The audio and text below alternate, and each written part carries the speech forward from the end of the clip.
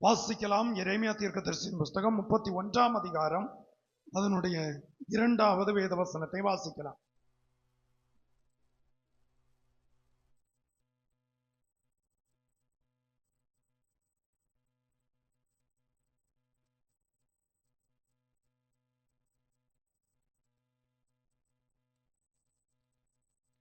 பட்டயத்துக்கு தப்பி நீண்ட ஜனம் வனாந்திரத்தில் இரக்கம் பெற்றது. இஸ்ரவேலுக்கு இளைப்பாறுதலை கட்டளையிட போகிறேன் என்று கர்த்தர் சொல்லுகிறார். ஸ்தோத்திரம். என்னாகமம் 10ஆம் அதிகாரம் 33.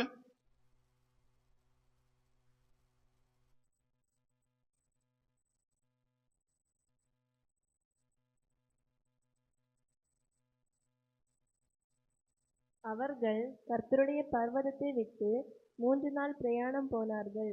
3 நாள் பிரயாணத்திலும் கர்த்தருடைய உடன்படிக்கை பெட்டி அவர்களுக்கு இளைப்பாறும் ஸ்தலத்தை தேடி காட்டும்படிக்கு அவர்கள் முன் சென்றது. கர்த்தருடைய உடன்படிக்கை பெட்டி அவர்களுக்கு இளைப்பாறும் ஸ்தலத்தை தேடி காண்பித்தது. கைகளை உயர்த்தி கர்த்தரை மகிமைப்படுத்துவோம். அல்லேலூயா. தேவனுடைய பெட்டி அவர்களுக்கு இளைப்பாறுகிற ஸ்தலத்தை காண்பித்தது. அப்ப இந்த தேவனுடைய பெட்டியில என்னென்ன இருந்தது என்பதை, இருக்கிறது என்பதை எபிரேயர் 9ஆம் அதிகாரத்தை நான் வாசிக்கிற வேளையில அதிலே சொல்லப்பட்டிருக்கிறது. எபிரேயர் எழுதின நிருபம் 9ஆம் அதிகாரம் 1 முதல் 4ஆம் வசனத்திலே அதுல என்னென்ன இருந்தது என்று சொல்லப்பட்டிருக்கிறது. ஆனால் 1 முதல் வாசித்தால் தான் நமக்கு அந்த காரியங்களை அறிய முடியும். வாசிக்கலாம். அன்றியும் முதலாம் உடன்படிக்கையானது ஆராதனைக்கு ஏற்ற முறைமைகளும் பூமிக்குரிய பரிசுத்த ஸ்தலமும் உடையதா இருந்தது. எப்படியெனில் ஒரு கூடாரம் உண்டாக்கப்பட்டிருந்தது. அதன் முந்தின பாகத்தின் குத்து விளக்கும் மேஜையும் தேவ சமூக தப்பங்களும் இருந்தன. அது பரிசுத்த ஸ்தலம் என்னப்படும். இரண்டாம் திரைக்குள்ளே மகா பரிசுத்த ஸ்தலம் என்னப்பட்ட கூடாரம் இருந்தது. அதிலே பொன்னால் செய்த தூபகலசமும் முழுவதும் போற்றக்கடி பொறிந்திருக்கப்பட்ட உடன்படிக்கை பெட்டியும் இருந்தன. அந்த பெட்டியிலே மன்னா வைக்கப்பட்ட பொற்பாத்திரமும் ஆரோனுடைய தளர்த்த கோலும் உடன்படிக்கையின் கற்பலகைகளும் இருந்தன. கைகளை உயர்த்தி கர்த்தரை மகிமைப்படுத்துவோம். அல்லேலூயா. வேத புஸ்தகத்திலே நாம் கழிந்த நாட்களிலே வாசித்து தியானித்தோம். வேதத்தில் சொல்லப்பட்டிருக்கிறது, அவர்களுக்கு முன்னே போய் உடன்படிக்கை பெட்டி இளைப்பாறும் ஸ்தலத்தை ஏற்படுத்தினது. உடன்படிக்கை பெட்டி என்று சொல்லும்போது தேவனுடைய வசனம், தேவனுடைய வார்த்தை, அது ஆராதனை முறையை தெளிவாய் எடுத்து காட்டுகிறது. ஒரு மனுஷனுக்கு இளைப்பாறுதல், இயேசு சொன்னார், வருத்தப்பட்டு பாரம் சுமக்கிறவர்களே நீங்கள் எல்லோரும் என்னிடத்தில் வாருங்கள், நான் உங்களுக்கு இளைப்பாறுதல் தருவேன். வெளித்தோற்றமான இளைப்பாறுதல், உள்தோற்றமான இளைப்பாறுதல். வெளித்தோற்றமான இளைப்பாறுதல் சரீரத்துக்குரியது, உள்தோற்றமான இளைப்பாறுதல் ஆத்மாவுக்குரியது. கைகளை உயர்த்தி கர்த்தரை மகிமைப்படுத்துவோம். வசனத்தை புரிந்து கொள்ளணும். நீங்க இளைப்பாறுதல் பல நிலைகளில் உண்டு. சரீரத்தில் பலவீனம் வரும்போது, சுகம் கிடைக்கும் போது ஒரு விதத்தில் நமக்கு என்ன உண்டாகும்? ஒரு சுகம், ஒரு சமாதானம், ஒரு தற்காலம். பரவாயில்ல, இப்ப கொஞ்சம் ஓய்வு எடுக்க முடியுது, கொஞ்சம் சாப்பிட முடியுது, கொஞ்சம் ஃப்ரீயா எனக்கு ராத்திரி என்ன செய்ய முடியுது, தூங்க முடிகிறது. இது ஒரு பக்கத்துல உள்ள இளைப்பாறுதல். சரீரத்துல புசிக்கிற ஆகாரம் சரியா ஜீரணமாகல, சரியா அது செயல்படாதனால கொஞ்சம் கஷ்டங்கள் இருக்கும். சரீரத்துக்கு கொஞ்சம் கஷ்டம் இருக்கும், சரியா நமக்கு செயல்பட முடியாது.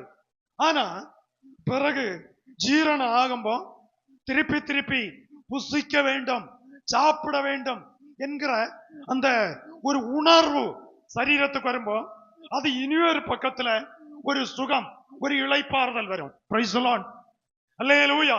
இது மாமிசத்துக்குரிய ஒரு இளைப்பாறுதல். இது இந்த சிரசு முதல் பாதம் வரை நம்ம சரீரத்துக்குரிய ஒரு இளைப்பாறுதல். நீ சரியா தூக்கம் வராட்டா நம்ம சரீரத்துக்கு ஒரு ஃப்ரீனஸ் இருக்காது, ஒரு சுதந்திரம் இருக்காது. சரியா? சரீரத்துக்குரிய இளைப்பாறுதல் வேற, ஆத்மாவுக்குரிய இளைப்பாறுதல் வேற. சரீர இளைப்பாறுதல் தற்காலிகமானது, ஆத்மாவுக்குரிய இளைப்பாறுதல் நிரந்தரமானது. சதா ஏதோ பூமிக்குரிய ஒன்றை கண்டதும் இதுவே சுகம், இதுவே சொர்க்கம், இதுதான் வாழ்க்கை என்று சொல்லி முடிவு பண்ணக்கூடாது. கைகளை உயர்த்தி கர்த்தரை மகிமைப்படுத்துவோம். அல்லேலூயா. வாலிப பிள்ளைகள் நன்கு வேதத்தை அறிய வேண்டும். தாய் தகப்பன்மார் நன்கு வேதத்தை கற்றுக்கொள்ள வேண்டும். பிள்ளைகளுக்கு தெளிவாய் கற்றுக் கொடுக்க வேண்டும். வேதத்தின் மகத்துவங்களை நான் அவர்களுக்கு எழுதி கொடுத்தேன். அவர்கள் அதை அந்நிய காரியமாய் ஓசியாவில் சொல்லப்பட்டிருக்கும்னு நினைக்கிறேன். 9ஆம் அதிகாரத்திலயா எடுத்தவங்க ஒண்ணு சத்தமா வாசிங்களேன். ஓசியா தீர்க்கதரிசியின் புஸ்தகத்துல 9ஆம் அதிகாரம் 4ஆம் வசனமா, 9 தானே ஓசியால தான் வரும்னு நினைக்கிறேன். வேதத்தின் மகத்துவங்களை நான் அவர்களுக்கு 8:12 வாசிக்கலாம். மைக்கு பக்கத்துல இருக்கணும், மைக்கில் வாசிக்கணும். மகத்துவங்களை எழுதி கொடுத்தேன்.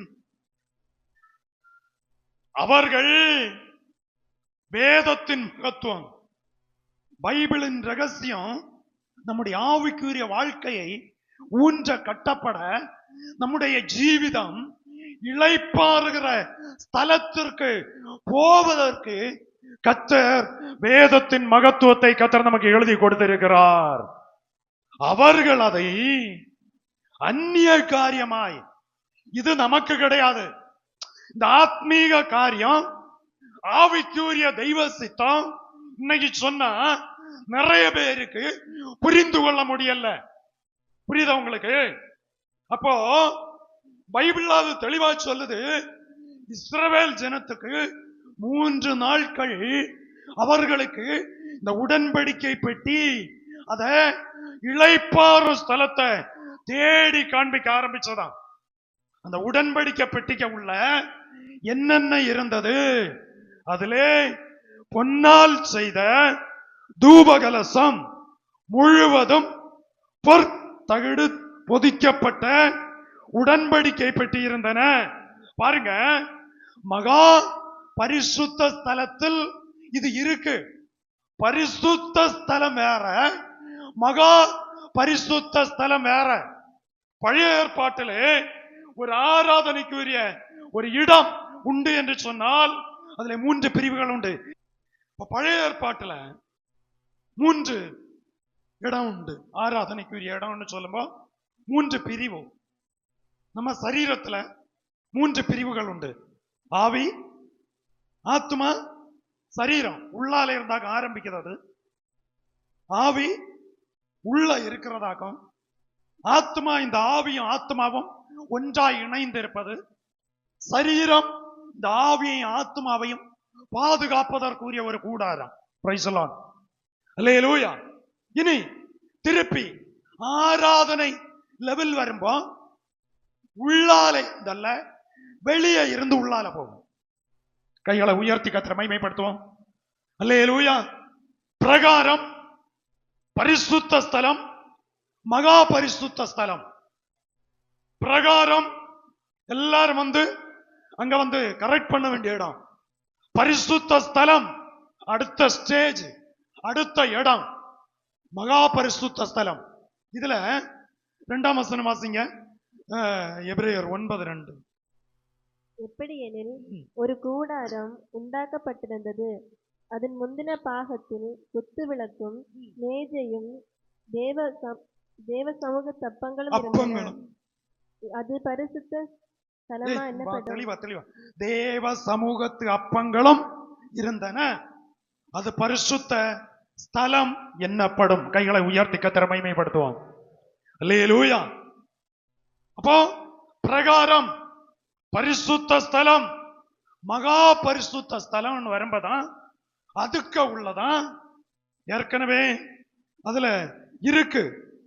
முந்தின பாகத்தில் கூடாரம் எப்படி எனில் ஒரு கூடாரம் உண்டாக்கப்பட்டிருந்தது.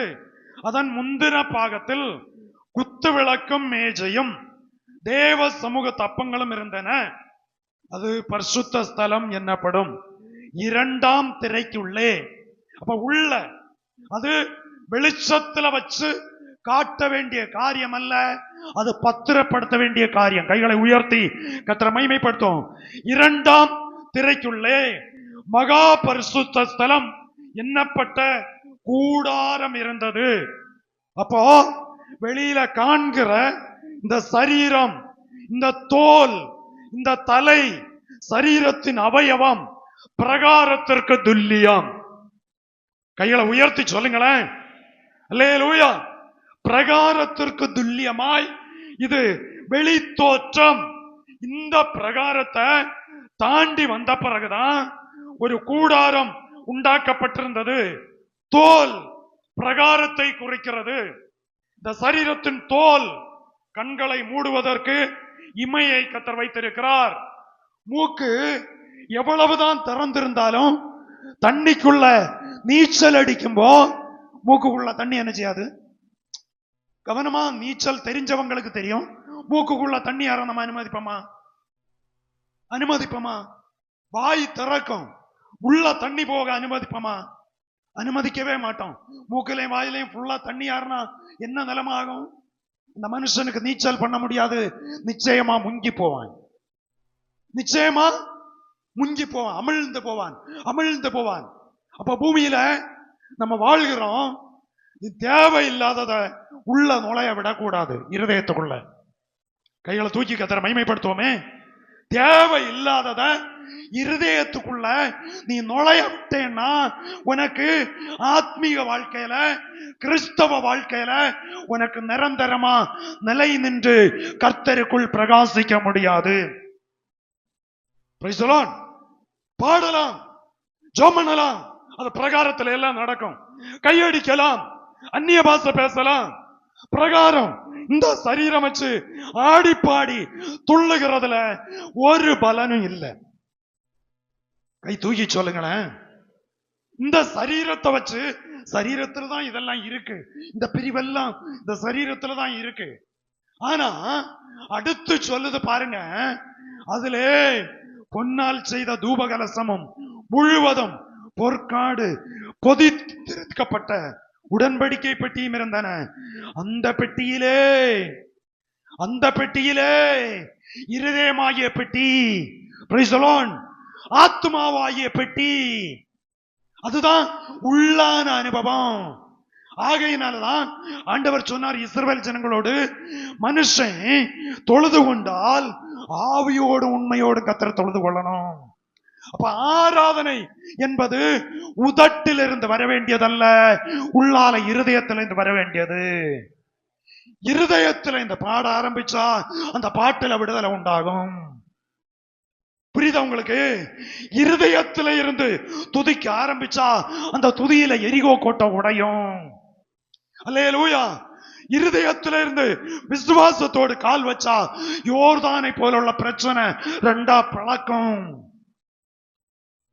இருதயத்துல இந்த விசுவாசம் இல்லாம பாடுகிறதுனால, இருதயத்துல விசுவாசம் ஆவியில இருந்து ஆராதனை வராதனாலதான் நம்ம ஆராதனையில பலனை அனுபவிக்க முடியல, பிரதிபலனையும் காண முடியல. Praise the lord. ஆகையினாலதான் சமாரியா நாட்டாளாகிய ஸ்திரியோடு இயேசு சொல்றாரு, நாங்க எல்லாம் இந்த மலையில ஆராதிப்ப. ஆண்டவர் சொன்னாரு, பிதாவை தொழுது கொள்ளுகிறவர்கள் ஆவியோடும் உண்மையோடும் தொழுது கொள்ளும் காலம் வரும். அப்ப பிதாவை தொழுது கொள்ளுவது எப்படி தொழுது கொள்ள வேண்டும், எப்படி ஆராதிக்க வேண்டும்? பலன் இருந்தும் சிலர் கை தட்ட மாட்டாங்க. Price the Lord. அவைய சாட்சி சொல்ல விட்டா 7 மணி நேரம் நீட்டி தள்ளுவாங்க. ஓ, அங்க பார்த்தா, கேட்டா, செய்தா, நடந்தா, துபாயில போனப்பா, மஸ்கட்ல போனப்பா, சவுதியில போனப்பா. ஏன் இங்க உனக்கு துதிக்க முடியல? சவுதிக்கு வேற தெய்வமா? மஸ்கட்டுக்கு வேற தெய்வமா? பெங்களூருக்கு வேற தெய்வமா? இனி சென்னைக்கு வேற தெய்வமா? அந்த தெய்வம் தான் இந்த தெய்வம், இந்த தெய்வம் தான் அந்த தெய்வம். Price the Lord. அங்க போனப்போ அப்படி நீண்டு, இங்க வந்தப்ப நீள இல்லையா? ஆவி இல்ல. ஆவி இருந்தா வரும். உனக்குள்ள ஆவி இருந்தா வரும். உடன்படிக்கை பெட்டிக்க உள்ள துளிர்த்த கோல் இருந்தா அது எங்க போனாலும், அது ரோட்ல சோத்திரம் சொன்னாலும் ஜீவனோட சொல்லும், சர்ச்சில் சொன்னாலும் ஜீவனோட சொல்லும், வேலை ஸ்தலத்துல போனாலும் ஜீவனோட சொல்லும், எங்க இருந்தாலும் ஜீவனோட கர்த்தரை துதிக்கும். அல்லேலூயா. 150ஆம் சங்கீதத்துல லாஸ்ட் சொல்லுகிறது, நாசியிலே சுவாசம் உள்ள எல்லாம் கர்த்தரை துதிப்பதாக. உண்டா சுவாசம்? இருக்கா? சரீர சுவாசம் வேற, ஆவிக்குரிய சுவாசம் வேற. ஆவிக்குரிய சுவாசம் இருந்தா அது ஆவியோடு ஒன்று சேரும். ஒன்று சேரும்போ உலர்ந்த எலும்புகளையும் உயிரடைய செய்யும். Price the Lord. புரியுதா உங்களுக்கு? ஆமா. சிலருக்கு சில இடத்துல போம்போம், ஓ பயங்கர ஆவி பொங்கும். ஏயா தனிமையா இருந்து உன் ஆவியில பொங்கு. நீ தனிமையா இருந்து தேவனோட பேசி ஆவியில மகிழு. தனிமையா கூட்டத்துல கையடிக்கிறதும் என்ன, தண்ணீர உழுது தள்ளுவதும் ஈஸி. ஆமா, தனிமையா உட்கார்ந்து நீ மணிக்கணக்கா சமயம் போற தெரியாம நீ ஆண்டவரோட பேசி பழகணும். Praise the lord. அல்லேலூயா.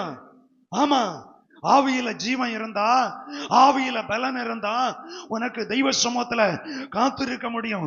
உனக்கு சோர்வு என்பது இம்மி அளவு கூட உன்னை தாக்குவதற்கு கர்த்தருடைய ஆவியானவர் விடமாட்டார். புரியுதா உனக்கு? இந்த காலை வேளையில அதுல சொல்லுது, பெட்டியும் இருந்தன, அந்த பெட்டியிலே மன்னா வைக்கப்பட்ட ஒரு பொற்பாத்திரம் இருந்தது. மன்னா வைக்கப்பட்ட அனுதினமும் புதிய மன்னா. இன்னைக்கு மன்னா பெய்துன்னா இந்த மன்னாவை நாளைக்கு கர்த்தர் வச்சு கொடுக்கல, நாளைக்கு மன்னா பெய்திருந்தது. Price the Lord. அனுதினமும் மன்னா, 6 நாளும் மன்னா பெய்துட்டே இருந்து. 7வது நாள் இல்ல, 7வது நாள் போனவங்க திருப்பி வந்தாங்க. காரணம் 7வது நாள் இவங்க மன்னா பொறுக்க வேண்டியதல்ல, இவங்க வேலை 6 நாளும் மன்னாவை கொடுத்த தெய்வத்தை சேவிக்க வேண்டிய வேலை. 2 கைகளை தூக்கி கர்த்தருக்கு நன்றி செலுத்தலாமே. 6 நாளும் நம்ம வேலை செய்தோம், பல காரியங்களை செய்தோம். 7வது நாள் தெய்வ சமூகத்துல தரித்திருந்து மன்னாவை தந்த தெய்வத்தை, ஜீவனை தந்த தெய்வத்தை, சுகத்தை தந்த தெய்வத்தை உயர்த்த வேண்டிய ஒரு நாள். அல்லேலூயா. இப்படி இத சொல்ல ஆரம்பிச்சா நிறைய சொல்லலாம். இப்ப மன்னா வைத்திருந்த பொற்பாத்திரம், அதுக்குள்ளே இருந்தது ஆரோனுடைய தளிர்த்த கோல். துளிர்த்து ஒற்றை ராத்திரி கொண்டு துளிர்த்து, ஒற்றை ராத்திரி கொண்டு பூ பூத்தது, ஒற்றை ராத்திரி கொண்டு பழங்களை கொடுத்தது, ஒற்றை ராத்திரி கொண்டு அது அதனுடைய வேலை முழுமையா செய்து முடிச்சு. அப்படி ஆனால் ஒவ்வொரு ராத்திரியும் கர்த்தர் நமக்கு செய்ய வேண்டியதை பரலோகத்தின் தேவன் செய்து நிறைவேற்றுவார்.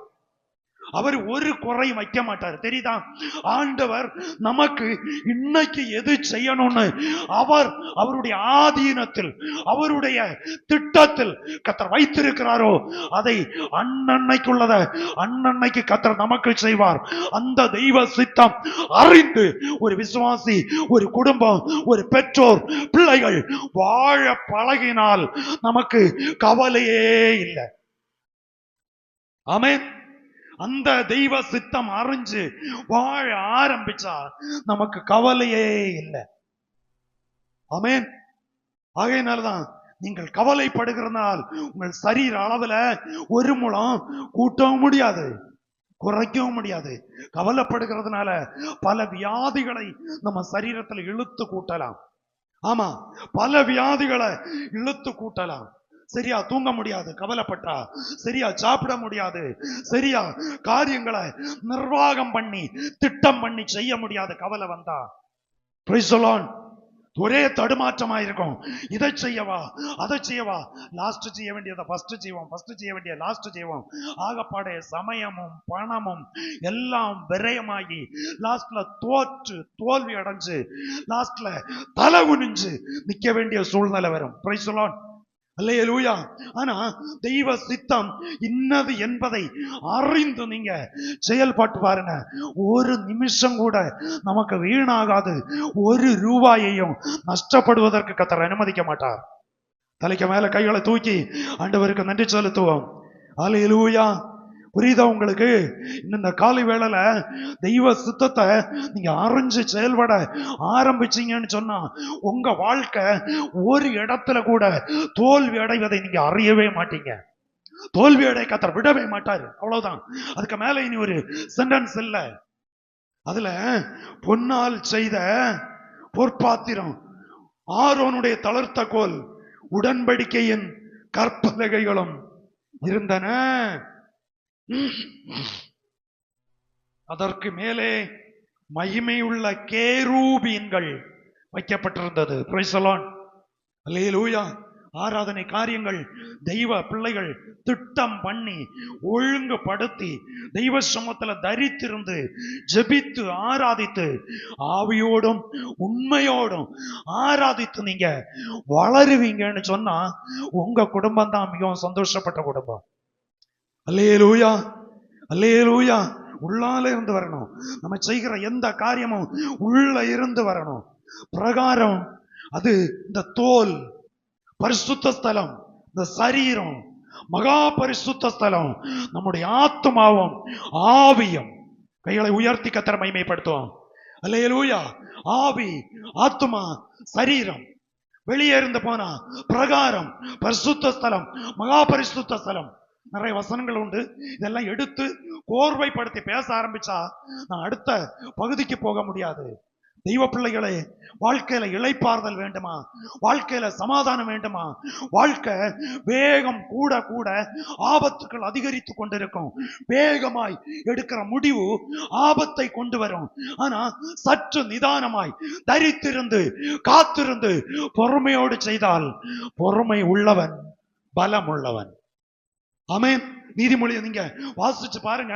உங்களுக்கு நிறைய காரியங்கள் யாருமே கற்றுத்தராம லகுவா கற்றுக்கொண்டு வளருவதற்கு உங்களுக்கு உதவியாக இருக்கும்.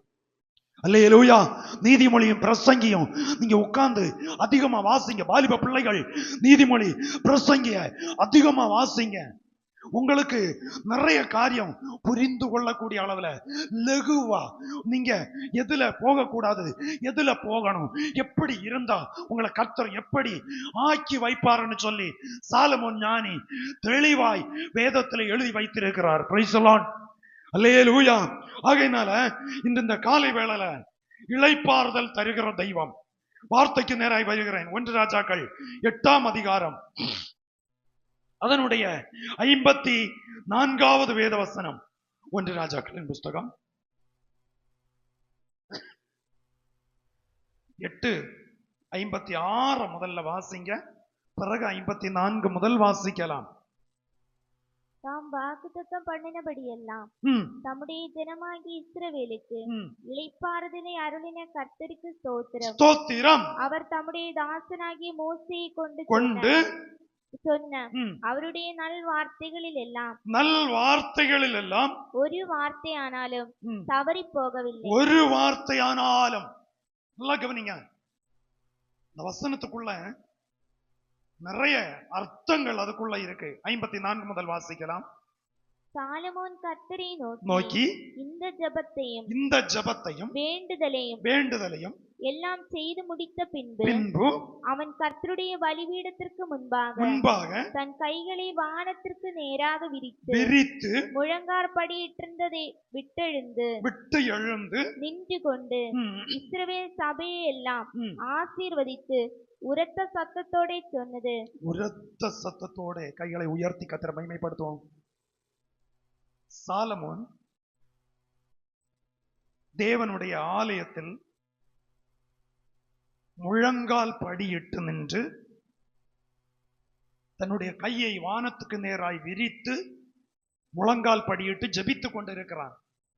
இங்க இந்த அதிகாரத்தை வீட்டுல போய் முழுமையா வாசிக்கும்போ நான் சொன்னதும் சொல்ல நிறைய காரியங்கள் இதற்குள்ளால இருக்கிறது. அவன் ஜபத்தையும் வேண்டுதலையும் செய்து முடித்து பின்பு அவன் கர்த்தருடைய பலிபீடத்திற்கு முன்பாக தன் கைகளை வானத்துக்கு நேராய் விரித்து முழங்கால் படியிட்டிருந்ததை விட்டு எழுந்து. இந்த வசனத்தை பாருங்க. சாலமோன் பெரிய ஒரு ராஜா. சாலமோனை போல ஒரு ராஜா அவனுக்கு முன்னாலேயும் இருந்ததில்லை, பின்னாலேயும் இல்ல. உறுதி. அதுதான் பைபிள் அதுதான் சொல்லுது. அவனுக்கு முன்னையும் இல்லை, அவனுக்கு பின்னாலையும் இல்லை. அவ்வளவு தூரம் ஞானம், தேவ கிருபை அவனுக்கு இருந்த ஆஸ்தி ஐஸ்வர்யத்தை போல ஒரு ராஜாக்களுக்கும் இல்லை. அவனுடைய ஞானத்தின் வினோதத்தை வச்சு பல ராஜ்யங்களில் இருந்து அவனுக்கு பொருட்கள் வருமா, கப்பல்ல. வருஷா வருஷம் வருமா. பைபிள்ல இதெல்லாம் எழுதப்பட்டிருக்கு. அப்ப உங்களுக்கு ஞானம் இருந்தா தெய்வீக சம்பத்து குறைவில்லாம வந்துட்டே இருக்கும். கைகளை உயர்த்தி கர்த்தரை மகிமைப்படுத்துவோம்.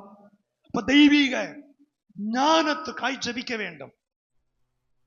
தெய்வீக ஞானம் உள்ள ஒரு மனுஷன் அவனை யாராலையும் அசைக்க முடியாது. கைகளை உயர்த்தி கர்த்தரை மகிமைப்படுத்துங்க.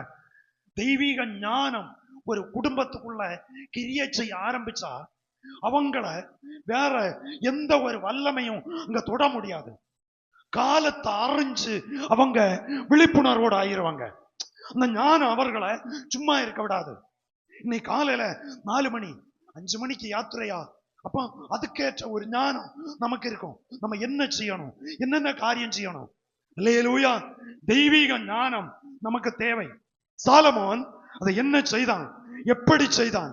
சாலமோன் கர்த்தரை நோக்கி இந்த ஜபத்தையும், எந்த ஜபம்? நீங்க அந்த அதிகாரத்தை முழுமையா நீங்க போய் வாசிச்சு பாருங்க. அதுல 51ஆம் வசனத்துல சொல்றான், வாசிங்க. அவர்கள் எகிப்தின் 50ல இருந்து வாசிங்க மகளே. உம்முடைய ஜனங்கள் உமக்கு விரோதமாய் செய்த பாவத்தையும் அவர்கள் உம்முடைய கட்டளையை மீறி அவர்கள் துரோகங்களையும் எல்லாம் மன்னித்து அவர்களை சிறைபிடித்துக் கொண்டு போகிறவர்கள் அவர்களுக்கு இரங்கத்தக்கதான இரக்கத்தை அவர்களுக்கு கிடைக்க பண்ணுவீராக. சாலமோன் ஜெபிக்கிறான் பாருங்க. ஒரு பெரிய ராஜா. ஆண்டவரே, எங்களுடைய பிள்ளைகள், உம்முடைய ஜனங்கள் உமக்கு விரோதமாய் செய்த பாவத்தையும். அப்ப சாலமோனுடைய ஜெபம், அவன் பாவம் செய்யாதபடி தெய்வ சமூகத்துல முழங்கால நின்னுட்டு மற்றவர்களுக்காக திறப்பிலே நின்று ஜெபிக்க ஆரம்பித்தான். கைகளை உயர்த்தி கர்த்தரை மகிமைப்படுத்தும். ஒரு விசுவாசியனுடைய ஜெப ஜீவிதம் மற்றவர்களுடைய பாவத்தின் அடிமை தட்டில் இருக்கிற மக்களுக்காய் ஜெபிக்கிற ஒரு காரியத்தை கர்த்தர் உங்க கையில என் கையில கொடுத்திருக்கிறார். அல்லேலூயா. சொல்றான் பாருங்க, உம்முடைய ஜனங்கள் உமக்கு விரோதமாய் செய்த பாவத்தையும் அவர்கள் உம்முடைய கட்டளையை மீறிய அவர்கள் துரோகங்களையும். கட்டளையை மீறினால் என்ன? கட்டளையை மீறினால் என்ன? பாவம் சரீரத்துக்குரியது. கட்டளையை மீறுவது ஆத்மீக பாவம். கட்டளையை மீறுவது துரோகம்.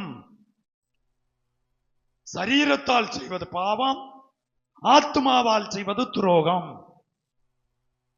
புரியுதா உங்களுக்கு? அவன் எப்படி ஜெபிக்கிறான் பாருங்க. நம்ம ஜெபம் இனி ஒரு ஸ்டைல்ல இருக்கும். இந்த வேதங்களை வாசிக்கும்போ வேதத்தை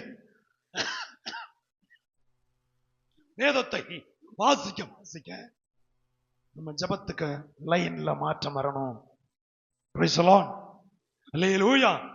சொல்றான், ஜனங்கள் உமக்கு விரோதமாய் செய்த பாவத்தையும் கட்டளையை மீறி அவர்கள் துரோகங்களையும் கட்டளையை மீறுதல் துரோகத்துக்கு சமம்.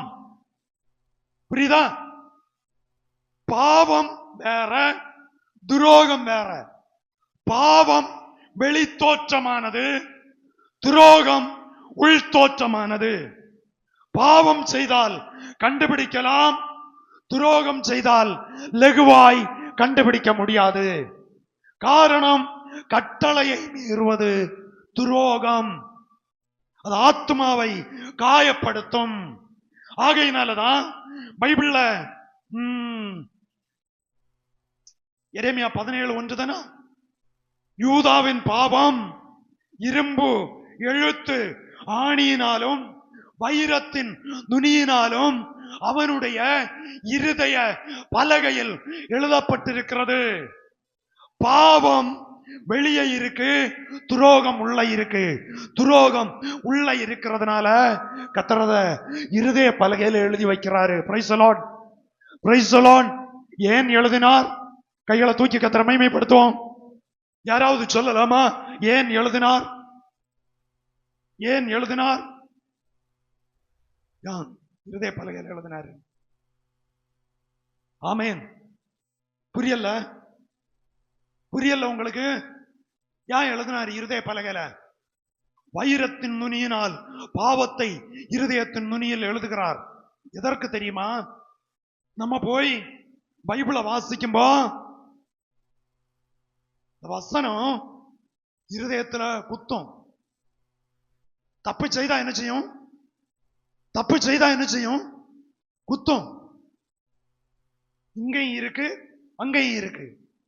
கண்களால் பார்த்து வாசிக்கும்போ இந்த வசனம் ஆத்மாவுக்குள் கிரியை செய்யுமானால், ஆத்மீக உணர்வோடு பைபிளை வாசிச்சா, ஒரு மனுஷன் ஒரு தவறு செய்தால் அவன் வாசிக்கும் போதே உணர்த்தப்படுவான். அல்லேலூயா. இல்ல பை சான்ஸ் அந்த நிமிஷம் பைபிள் வாசிக்க முடியலன்னு வைங்க, முடியாததே தவறாக்கும், அதே தெய்வ துரோகமாக்கும். 24 மணி நேரம் இருந்தும் பைபிள் வாசிக்காதது தவறு, பாவம். அது அப்படியே இருக்கட்டும். 2, போய் முழங்கால் படி போட்டு ஜெபிக்கும் போது தேவனுக்கும் நமக்கும் உள்ள தொடர்பு சரியாய் ஆகும்போது இருதயத்தில் இருக்கிறது நமக்கு வெளிச்சத்துக்கு வரும். ஆமென். புரியுதா உங்களுக்கு? இது புரிந்து கொள்ள கொஞ்சம் கஷ்டமாக்கும். வசனம் நல்லா வாசிச்சு தியானிச்சு விழிப்புணர்வோட கவனிச்சாதான் இந்த வசனம் உங்களுக்கு புரிஞ்சு கொள்ள முடியும். ஏன் இருதயத்தில் எழுதி வைக்காரு? தெய்வ சமூகத்துல போய் நம்ம மாம்சிகமா ஜோம் பண்ணுகிறவன் பாவத்துல இருந்து ஒரு நாளும் திரும்ப மாட்டான்.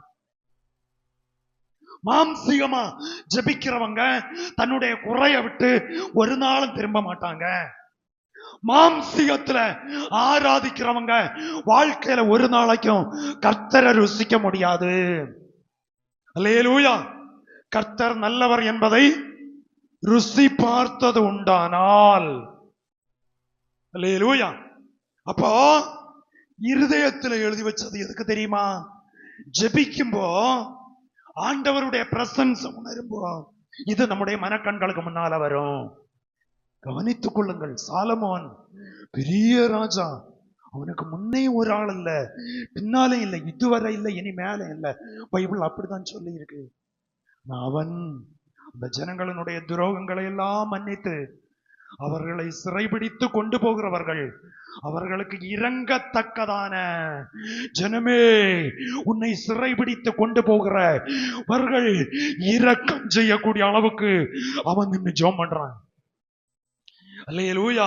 அப்ப நம்ம வாழ்க்கை எங்க சிறைப்படுகிறது, எங்க சிறை கைதியாய் ஆக்கப்படுகிறோம், யார் மூலம் ஆக்கப்படுகிறோம், யாரால் ஆக்கப்படுகிறோம், எப்படி ஆக்கப்படுகிறோம் என்பதை அறிந்து தெய்வ சமூகத்தில் இரக்கத்துக்காய் ஜெபிக்க வேண்டும். அல்லேலூயா. அடுத்து சொல்றான் பாருங்க, சிறைபிடித்து கொண்டு போகிறவர்கள் அவர்களுக்கு இரங்கத்தக்கதான இரக்கத்தை அவர்களுக்கு கிடைக்க பண்ணுவீராக. எவ்வளவு எவ்வளவு தியாகம் செலுத்தி ஜெபிக்கிறான் பாருங்க.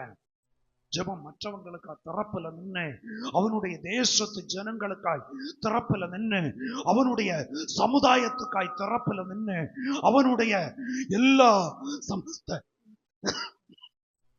இஸ்ரவேலுக்காய் தரப்புல நின்னு முழங்கால நின்னு. நமக்கு முழங்கால நிக்க முடியுதா? சகோ தம்பிமாரே, உங்க இருக்கைகளுக்கு ஒரு மாற்றத்தை உண்டாக்கணும். Price the lord. அல்லேலூயா. ஆமா, வயசான அப்பா மாதிரி இருக்கட்டுமே, தாத்தா மாதிரி இருக்கட்டுமே, கால் மடக்கி ஒழுங்கா தரையில உட்கார்ந்து தெய்வத்தை சேவிக்கணும். Praise the lord. நீ காலையில பார்த்தேன் ஒரு அம்மா, நம்ம சர்ச்சில் பார்த்தேன். காலையில வந்து அவங்களுக்கு காலு முட்டொன்னு மடங்கல்ல, பாட்டி ஆயாச்சு, பேர மக்களுக்கும் கல்யாணம் ஆச்சு, வந்து அவங்களுக்கு காலு மடக்கி உட்கார முடியல, கை ஊனி கையில பேலன்ஸ் கிட்டல, மறைஞ்சு விழுந்தாங்க கீழே. மறைஞ்சு விழுந்துட்டு எழும்பி உட்கார்ந்துருக்காங்க. இப்பவும் தரையில தான் இருக்காங்க, அவங்க சர்ச்சுக்குள்ள இருக்காங்க. இப்போ 18 20 வயசான உங்களுக்கு தரிப்பு வாங்குறான். Price the Lord. Price the Lord. எங்க போனாலும் தரையில உட்காரணும். கஷ்டம் உள்ளவங்க, பலவீனப்பட்டவங்க இருங்க, நான் அவங்களை தடை பண்ணல. ஆரோக்கியம் இருந்தும் பலன் இருந்தும் பிரைஸ் தி லார்ட் கைகளை தூக்கி அல்லேலூயா. நான் அதை என் கண்ணால இன்னை கண்டேன். இன்னை நம்ம சர்ச்சில் நடந்து வச்சோம். என்ன அவங்களுக்கு வேணும்னா சேர்ல இருக்கலாம், அவங்க அதை விரும்பல, அவ்வளவுதான் சொல்றேன். உங்களுக்கு வேணும்னு தாராளம் இருக்கலாம். சேர் இல்லைன்னு இல்லை, சேர் இன்னும் இருக்கு பின்னால.